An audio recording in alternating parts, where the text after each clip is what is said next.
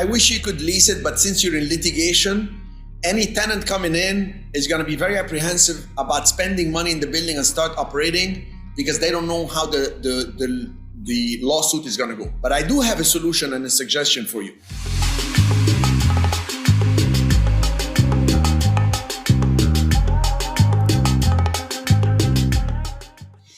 I've been in a situation like this, and actually it was very recent. I had a restaurant, just give you kind of a quick synopsis, a restaurant downstairs, and I don't usually buy buildings where I don't own the whole building, and the second and third floor are owned by private condos, and I have commercial downstairs. I bought it because it was an unbelievable deal and it was a favor to the bank, really. They said we need to close right away. The defaulted owner had a heart attack. So I moved in, I got the property for $500,000 and the loaner against it was over $800,000. So it was a steal of a deal already. Then we put a retail shop, then they left, a restaurant came in, they set it up as a restaurant. What happened is they started playing music. So the condo, second, fourth, third floor, they started fighting the restaurant. So it got into litigation. So that tenant left. So I'm bringing a new tenant in, but there is litigation on the building. So we had to disclose to the tenant there is litigation. So the guy said, listen, I just don't like this idea, and I'm not gonna be spending money in there.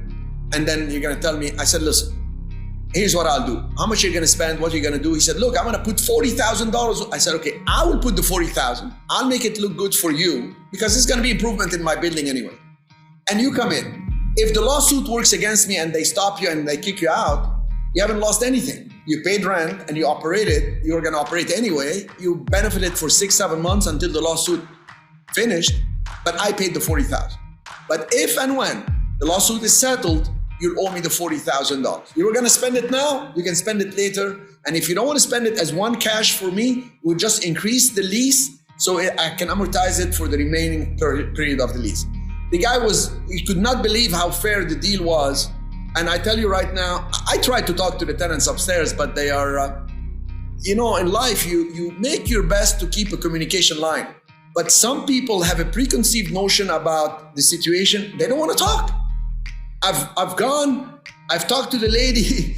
I asked her, can we talk for a minute? And she literally passed in front. I said, hi, how are you? Can we talk? It's literally from second floor. She just looked at me and passed.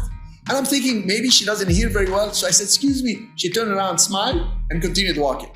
So obviously, people that cut communication need to be taken to the court. And then you expose them for who they are. And but we're gonna win because we're doing everything right as per the permits and license, but it's litigation. So hopefully that solves your problem. So in conclusion, try to see a tenant that's not gonna cost you too much to have them operate in there.